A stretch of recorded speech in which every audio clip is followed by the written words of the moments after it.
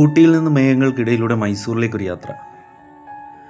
മലനിരകളുടെ റാണിയായ ഊട്ടിയുടെ തണുത്ത പ്രഭാതത്തിൽ നിന്ന് ആരംഭിക്കുന്ന ഈ യാത്ര പ്രകൃതിയുടെ അത്ഭുതങ്ങൾ നിറഞ്ഞൊരു അനുഭവമാണ്. വളവുകളും തിരിവുകളും നിറഞ്ഞ പാതകൾ കടന്നു പോകുമ്പോൾ പച്ചപ്പിൻ്റെ അനന്തവിസ്തൃതി കണ്ണുകൾക്ക് പുതിയൊരു ലോകം സമ്മാനിക്കുന്നു.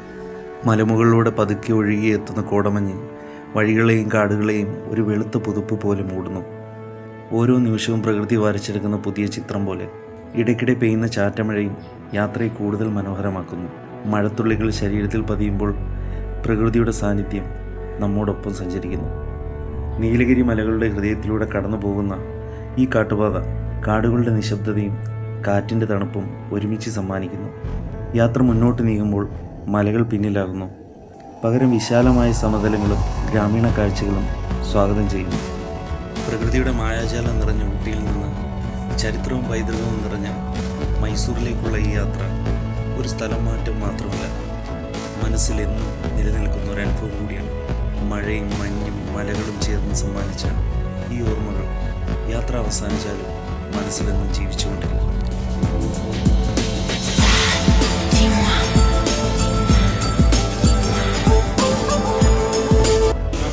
നമ്മളിവിടെ ഒരു കടയിൽ കയറി കേട്ടോ, ചോറ് കഴിക്കാനായിട്ട് കേട്ടോ. ചോറ് വാങ്ങി, ചോറും പപ്പടം, അച്ചാറ്, ഇതെന്താ അവിയലോ തോരനോ എന്തൊരു സംഭവമാണ് കേട്ടോ. അപ്പോൾ ഒരു മാഗി ഓർഡർ ചെയ്തു. ഞാൻ ചോറ് വാങ്ങി കേട്ടോ. സമയം 3 മണി എന്തോ ആവാറായി. ചോറും പപ്പടം, അച്ചാറും, അവിയലോ തോരനോ എന്തൊരു സംഭവമാണ് കേട്ടോ.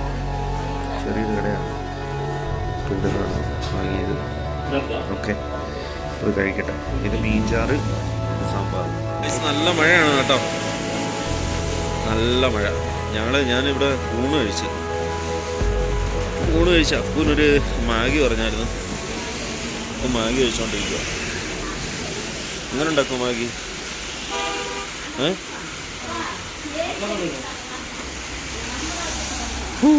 നല്ല തണുപ്പ് കേട്ടോ, തണുത്തിട്ട് വയ്യ, തണുപ്പടിച്ചിട്ടേ.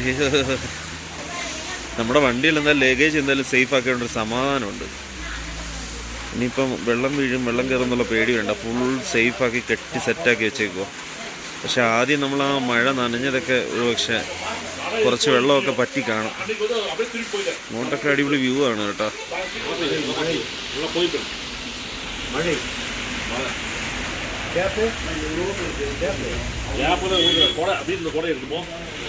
ബാംഗ്ലൂർ എത്തുമ്പോൾ ഏകദേശം 8 മണിയാവുമെന്നാണ് പറയുന്നത് കേട്ടോ. കാരണം മഴ കാരണം നമുക്ക് സ്പീഡ് വിട്ട് പോകാനും പറ്റത്തില്ല. ഒരു ഓറേഞ്ച് പിടിച്ചു പോവാം.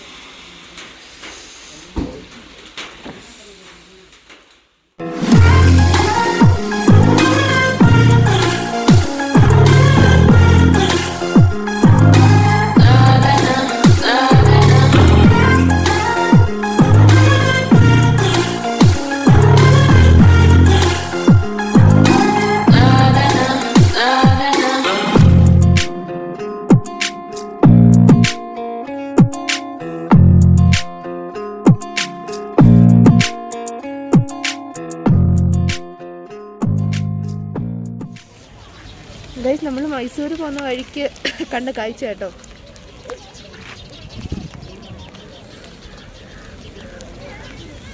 ഇതൊരു മൊട്ടക്കുന്നാണേ. ഞങ്ങൾ അങ്ങോട്ട് പോകുന്നില്ല. മൊട്ടക്കുന്ന് നീ അല്ല, ഇതാ മാറിയിട്ടുണ്ട്. നമ്മൾ ടിക്കറ്റിൻ്റെ അടുത്ത് അകത്ത് കയറുന്നില്ല. മണ്ടക്കോട്ടായാലൊന്നും ഇല്ല. നല്ല കോടയുണ്ട് കേട്ടോ, അടിപൊളി കോടയുണ്ട്. നിങ്ങൾക്ക് കാണാൻ പറ്റുമോന്ന് അറിയില്ല അത്രയ്ക്ക്, പക്ഷെ സൂപ്പർ രക്ഷയില്ല, അടിപൊളി. ഇവിടെ കുറെ കുരങ്ങച്ചന്മാരൊക്കെ ഉണ്ട്. ഓടിയേ അല്ലേ, ഒന്ന് മടക്കല്ലേ. കുടയും കൊണ്ട് ഇച്ചിരി മണിയില്ല സ്ഥലത്തൂടെ പോകാതെ.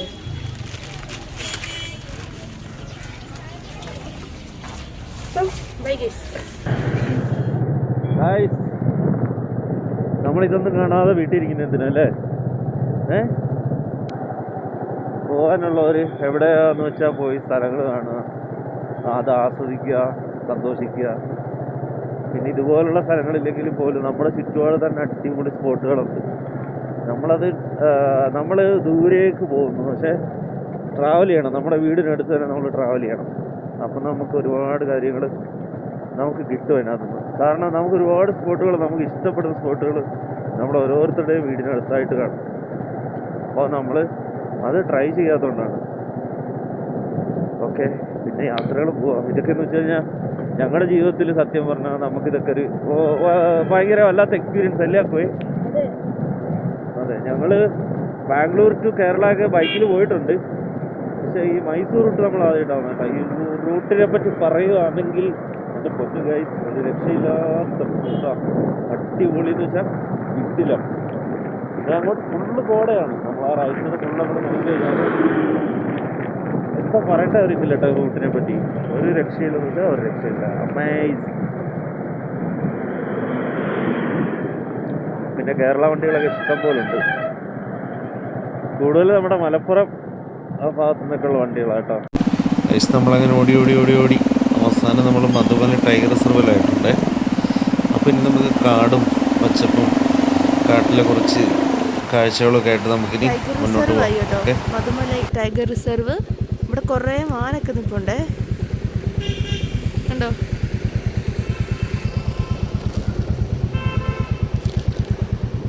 നമ്മളങ്ങനെ ആയിട്ട് കാട്ടി ആന കണ്ട് പോയിട്ട് എനിക്ക് പേടിയാണ്. പൂടെ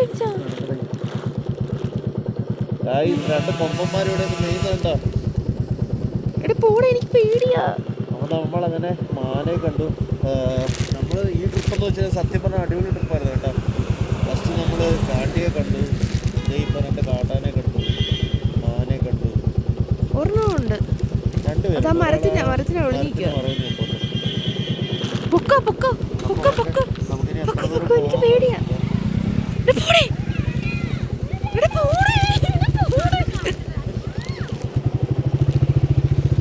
ഇവിടെ വരുന്നത്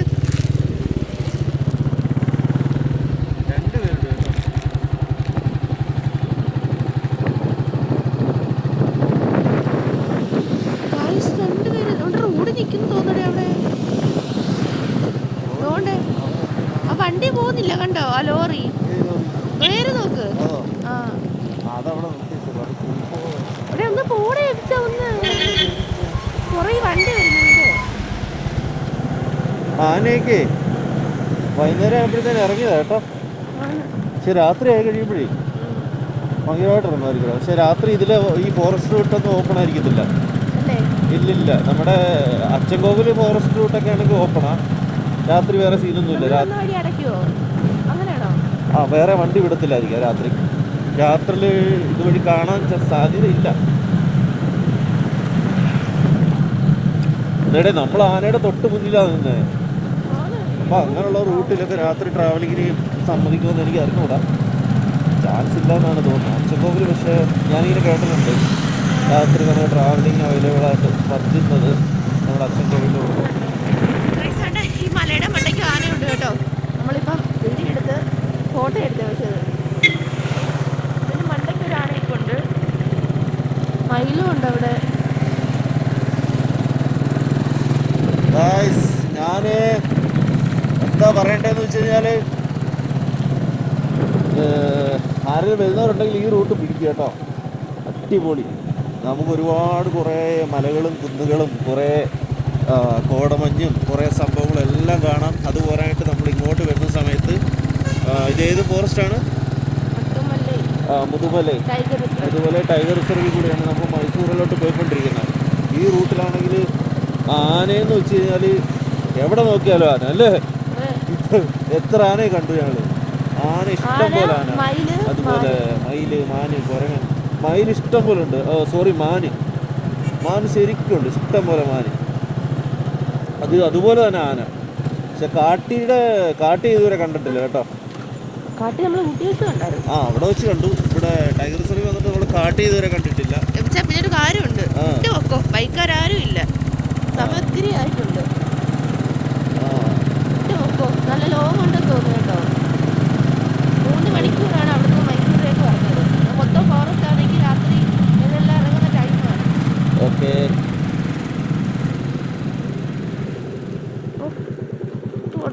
സൂപ്പർ.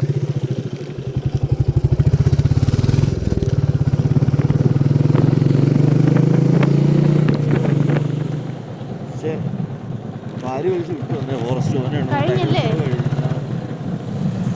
പക്ഷെ അടിപൊളിയായിരുന്നേ അല്ലേ? നമ്മൾ വെളി ഇറങ്ങി കേട്ടോ. ടൈഗർ റിസർവ് കഴിഞ്ഞു. ടൈഗറിനെ മാത്രം കാണാൻ പറ്റില്ല. അല്ല, ഇവരിങ്ങനെ എഴുതിയിട്ടുണ്ടെങ്കിലേ ചിലപ്പോ അങ്ങോട്ട് പോകുമ്പോ ആനയൊക്കെ കാണാം. അത് ശരിയാ.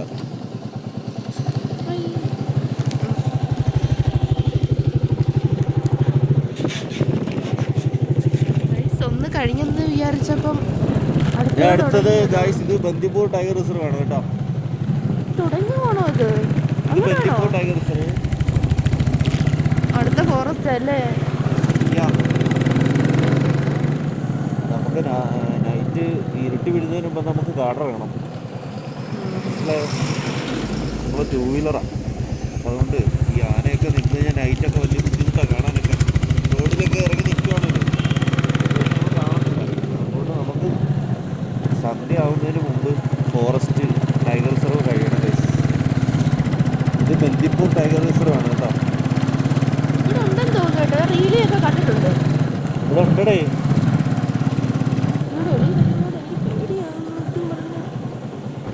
നമ്മൾ ആ ഫോറസ്റ്റ് ഒക്കെ കഴിഞ്ഞ് നമ്മൾ ചായ കുടിക്കാൻ കയറിയായിരുന്നു കേട്ടോ. ചായയൊക്കെ കുടിച്ച് നമ്മൾ വണ്ടി എടുത്ത് നൈസായിട്ട് ഇറങ്ങി. ഒരു 1 hour ഓട്ടോ ഉണ്ട്. ഇപ്പം എവിടെ ഇത്? ഗുണ്ടൽപേട്ട്. ഗുണ്ടൽപേട്ടായി. ഇവിടുന്ന് മൈസൂരിന് നമുക്കൊരു 1 hour ആണ് കാണിക്കുന്നത്. പിന്നെ ഇവിടെ എന്ന് വെച്ച് കഴിഞ്ഞാൽ തമിഴ്നാടുമായിട്ടൊക്കെ നല്ല വ്യത്യാസമുണ്ട് കേട്ടോ. നമുക്ക് അത്യാവശ്യം വൃത്തിയും കാര്യങ്ങളും, പിന്നെ അതുപോലെ ഈ വണ്ടി ഓടിക്കുന്നവരായാലും നോക്കിയും കണ്ടുമൊക്കെയാണ് അത്യാവശ്യം വണ്ടി ഓടിക്കുന്നത്. അവിടുത്തെ കൂട്ടൊരു ബെല്ലും ബ്രേക്കും ഇല്ല, വണ്ടി കൂടി ഇല്ല. പിന്നെ ആർക്കും ഹെൽമെറ്റൊന്നുമില്ല. ട്രിപ്പിളും ഒക്കെ പോകുന്നുണ്ട്. പക്ഷേ എല്ലാവരും നോക്കിക്കൊണ്ട് മര്യാദയ്ക്കാണ് വണ്ടി ഓടിക്കുന്നത്. അതുപോലെ പിന്നെ കുറച്ച് വൃത്തി കാര്യങ്ങളൊക്കെ ഇവിടെ ഉണ്ട് കേട്ടോ.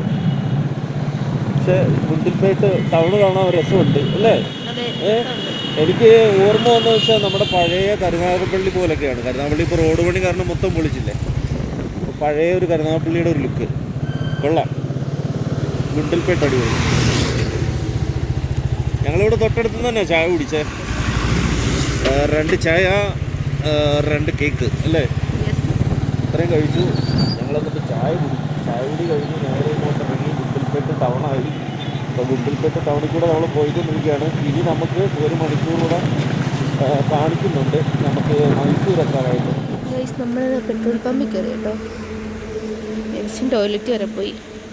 ഇനി നമുക്ക് ഇവിടെ നിന്ന് ഒരു 25 കിലോമീറ്ററിനകത്തേ ഉള്ളൂ ഇനി മൈസൂർ സ്റ്റേ ആണ്. പിന്നെ അവിടെ നിന്ന് രാവിലെ പോവാം. ബാംഗ്ലൂരിനായിട്ട് നേരെ വീട്ടിലോട്ട്.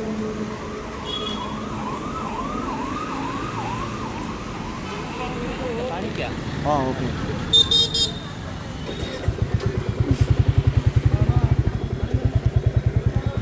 മറ്റേ ഇത് എന്താണ് റിക്ഷയോ? എൻ്റെ പേരെന്താ? ഞാൻ ആദ്യമായിട്ടാണ് കാണുന്നത് സംഭവം. എൻ്റെ പറയുന്ന റിക്ഷ. കുറേ ഉണ്ടല്ലേ മൈസൂര്.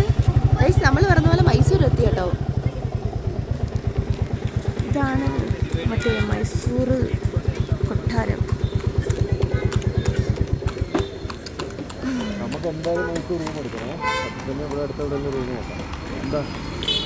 ഒരു ചേട്ടൻ വന്നിട്ട് റൂമിൻ്റെ കാര്യമൊക്കെ പറഞ്ഞ് നമ്മൾ മിക്കവാറും അങ്ങോട്ട് പോവും. ഞാൻ ആദ്യമായിട്ടാട്ടോ ഇങ്ങനത്തെ ഇത് കാണുന്നത്. ഈ ടി വിക്കകത്തും ഇങ്ങനെ ഫോണിനകത്തൊക്കെ കണ്ടിട്ടുള്ള ഒരു സെറ്റപ്പ്.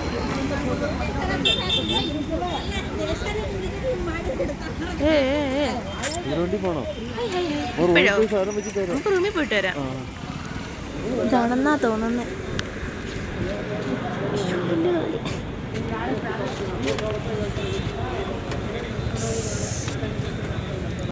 ഗൈസ്, അക്കുവിൻ്റെ തീരുമാനങ്ങൾ ഒന്നൊന്നായി മാറിക്കൊണ്ടിരിക്കുകയാണ് ഗൈസ്. ഞങ്ങളിപ്പോൾ ഉള്ളതെന്ന് വെച്ചാൽ നമ്മുടെ മൈസൂരാണ് ഇപ്പോൾ ഉള്ളത് കേട്ടോ. അപ്പോൾ മൈസൂർ ഇവിടെ സ്റ്റേ ചെയ്യാൻ വിചാരിച്ചു. സമയം ഏതാണ്ട് 8:30 9 മണിയായി. 9 മണിയായില്ല, സോറി 8:30 അപ്പോൾ ഇവിടെ നമ്മളൊരു വൃന്ദാവൻ എന്ന് പറഞ്ഞൊരിടത്ത് റൂം എടുത്തിട്ടുണ്ട്. വൃന്ദാവൻ എന്തോ പേരെന്താ? രാം രാം എന്ന് പറഞ്ഞൊരിടത്ത് റൂം എടുത്തിട്ടുണ്ട്. ഇവിടെ പിന്നെ കുട്ടിയിലെ പോലുള്ള റെൻ്റൊന്നും ഇല്ല കേട്ടോ. 1000 രൂപ. 900 പിടിച്ചു നോക്കി, നടന്നില്ല. ഓക്കെ. അപ്പോൾ ഇനി നമുക്ക് ചെയ്യാനുള്ളതെന്ന് വെച്ചാൽ നമ്മുടെ വണ്ടിയുടെ ലഗേജ് എല്ലാം അഴിക്കുക, എല്ലാം അഴിച്ച് അവിടെ കൊണ്ടുവെക്കുക കേട്ടോ. റൂമിൽ മേളിൽ കൊണ്ടുപോകാന്നുള്ള ഒരു ഘടനയാണ് ആദ്യം നമ്മൾ ചെയ്യാൻ പോകുന്നത്. ഓക്കെ ഗൈസ്, നമ്മൾ റൂം എടുത്തു. എന്നിട്ട് പുറത്തേക്ക് ഇറങ്ങി നമ്മുടെ മൈസൂർ ടൗണിൽ തന്നെ ഇവിടെ അടുത്തൊരു ഫെസ്റ്റ് നടക്കുന്നു. നമ്മളിപ്പോൾ അങ്ങോട്ടേക്ക് വന്നതാണ്. ഇവിടെ ഫുള്ള് ലൈറ്റ് അറേഞ്ച്മെൻറ്റും സെറ്റപ്പൊക്കെ ചെയ്ത് വെച്ചിരിക്കുകയാണ്. അപ്പോൾ ഇതിൻ്റെ ഉള്ളിലോട്ട് കയറി നോക്കാം. ഇതിനകത്ത് കുറേ ഗെയിമും കുറേ ആക്ടിവിറ്റീസും അതുപോലെ സാധനങ്ങൾ വാങ്ങേണ്ടവർക്ക് വാങ്ങാനും പിന്നെന്താ നമ്മുടെ കുറേ പ്രോഗ്രാമും കാര്യങ്ങളൊക്കെ ഉണ്ട്. നമുക്ക് എന്തായാലും ജസ്റ്റ് കയറി നോക്കാം. ഓക്കെ.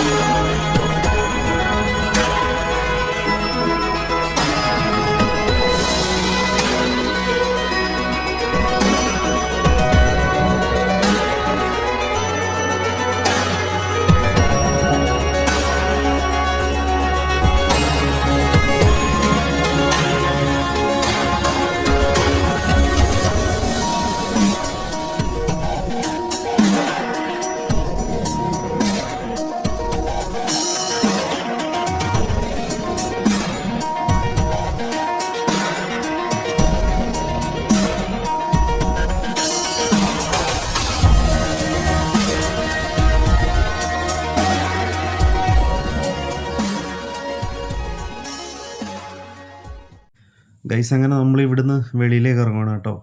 ഇവിടെ നമ്മൾ വന്നിട്ട് മത്സ്യകന്യകയുടെ ചെറിയൊരു പ്രോഗ്രാം ഉണ്ടായിരുന്നു. നമ്മളപ്പോൾ അവിടെ കയറി കുറേ ടൈം അവിടെ സ്പെൻഡ് ചെയ്തു. സംഭവം അടിപൊളിയായിരുന്നു, കൊള്ളായിരുന്നു. പിന്നെ വെളിയിൽ കുറേ ഗെയിംസ് കാര്യങ്ങൾ, കുറേ കടകൾ, നമുക്ക് സാധനങ്ങളൊക്കെ വാങ്ങാനും പിന്നെ ഫുഡിൻ്റെ കുറേ കടകൾ, അങ്ങനെ കുറേ സെറ്റപ്പ് ഉണ്ട്. പിന്നെ ഇവിടെ GPay ഇല്ല, ക്യാഷ് മാത്രമേ ഉള്ളായിരുന്നു. നമ്മളൊരു കടയിൽ നിന്ന് വാങ്ങിയാണ് കൊടുത്തത്.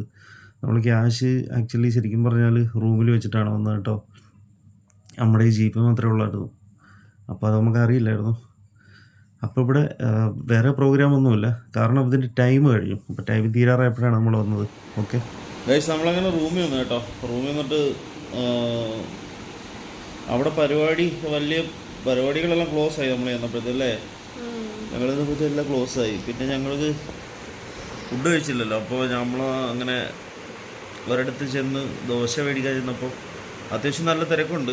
സ്ട്രീറ്റ് ഫുഡ് പോലുള്ള പരിപാടിയാണ്, പക്ഷേ കടയായിട്ടാണ്. അപ്പം കുറേ പേരുണ്ട്, കഴിക്കാനൊക്കെ ഇഷ്ടംപോലെ ആൾക്കാരുണ്ട്. അവിടെ മസാല ദോശ ഉണ്ടായിരുന്നു, പ്ലെയിൻ ദോശ ഉണ്ടായിരുന്നു. അപ്പം അങ്ങനെ മസാല ദോശ മേടിക്കാൻ പറഞ്ഞ് തന്നപ്പം മസാലയൊക്കെ പുള്ളി കൈ കൊണ്ടാണ് എല്ലാം ചെയ്യുന്നത്. അപ്പത്തിന് ഈ ദോശയ്ക്കകത്ത് കൈ കൊണ്ടാണ് പുള്ളിയാണ് വിയർത്ത് കുളിച്ച് ഒരുമാതിരി വല്ലാത്തൊരു. എന്നിട്ട് ഈ മസാല ദോശക്കകത്ത് മറ്റേ കിഴങ്ങിന്റെ സംഭവം ഒക്കെ അതും പുള്ളി കൈ കൊണ്ട് ഇങ്ങനെ എടുത്ത് അതിനകത്ത് വെച്ച് കൊടുക്കുന്നു. അതൊക്കെ ആൾക്കാർ നിന്ന് കഴിക്കുന്നിടത്താണ് വെള്ളവും അഴുക്കും. അത് തന്നെ ഞങ്ങള് മേടിച്ചു പോയി. മേടിച്ചിട്ട് പ്ലെയിൻ ദോശ മേടിച്ചു കേട്ടോ. ഞങ്ങള് കഴിച്ച് സത്യം പറഞ്ഞ വിശപ്പുണ്ടായിരുന്നു. ഇങ്ങനെ 2-3 കഴിച്ചപ്പോഴത്തേക്ക് ഞങ്ങൾക്ക് ഈ ഇളുമ്പ് തോന്നുക കഴിക്കാൻ, ഇല്ലയോ? ഞങ്ങൾ അതിനെ കൊണ്ട് കളഞ്ഞു.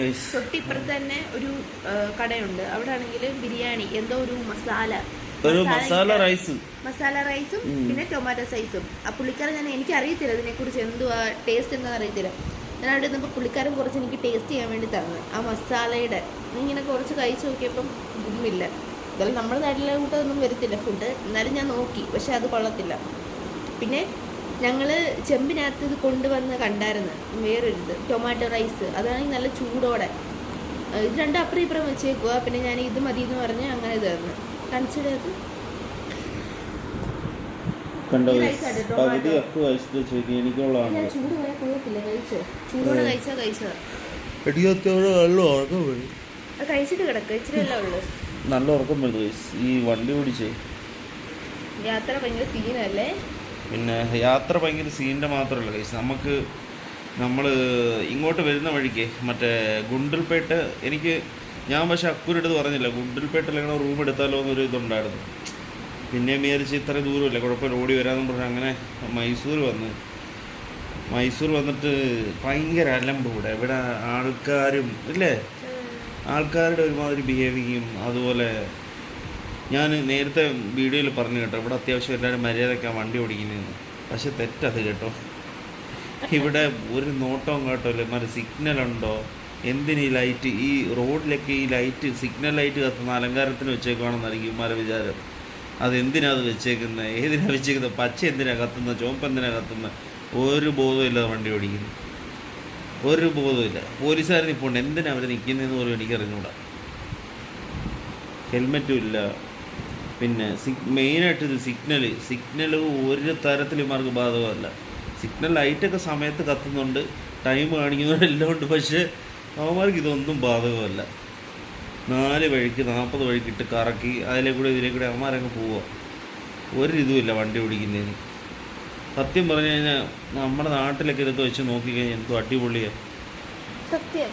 നമ്മുടെ നാട്ടിൽ ഫുഡായാൽ പോലും ഒരു ഹോട്ടലിൽ കയറി കഴിഞ്ഞാൽ ഇതുപോലുള്ളൊരു ഹോട്ടലും ഇതുപോലുള്ള ഫുഡ് അത്യാവശ്യം നല്ല ഫുഡല്ലേ നമ്മുടെ നാട്ടിൽ, നല്ല ഫുഡുമാണ്.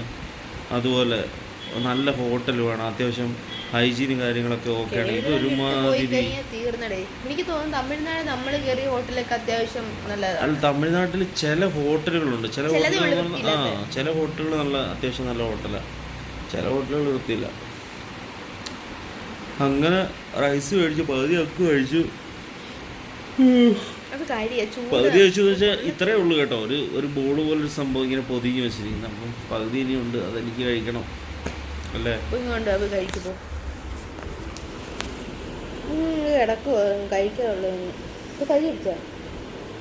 ഉറക്കം വരുന്നടേ, അത് കഴിച്ചിട്ട് കിടക്കാലോ.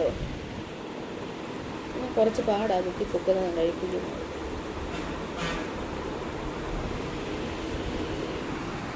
നമ്മൾ ഇന്നലെ വാങ്ങിച്ച കുറച്ച് ഫ്രൂട്ട്സ് ഉണ്ട്, പഴവും മറ്റേ മാതള നാരങ്ങയൊക്കെ ഉണ്ട്. പക്ഷെ നമ്മളത് കഴിച്ചില്ല, പഴം കഴിച്ചു.